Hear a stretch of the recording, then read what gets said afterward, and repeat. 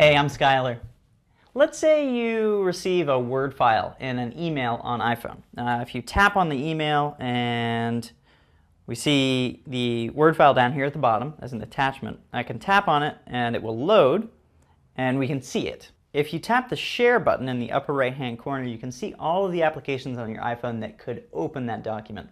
Now, some of them would store it locally, such as Phone Drive. But most of the services I have, like Dropbox, Droppler, Evernote, and even Pages, would all store it in some sort of cloud. So if I really want to store it on the phone, the thing I recommend to most people is Phone Drive. It costs $1.99 for the full version of the app from the App Store. If you want to open it in a word processor that can actually manipulate it and do so in rich text, then I recommend Pages. So if I tap Pages here, what we'll see is the app open and importing document.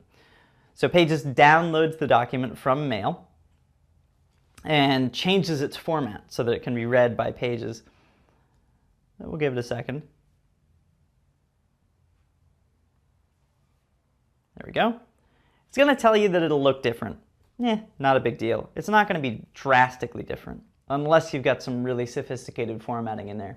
And in years of working with Pages on iPhone, I really haven't seen a document get totally messed up. So once I've downloaded the document and I tap on it, the document will open up. And from here I could edit it, I could do whatever. If I tap the wrench, I could share and print and email the document. Then I can choose whatever format I want to send it out as. So I can send it back out as a Word document or a PDF so that anybody could read it, or a Pages document for other Apple users. That's just one method, but one that I think works pretty well. It gives you a lot of flexibility and a lot of power. Thanks for watching. I'm Skylar.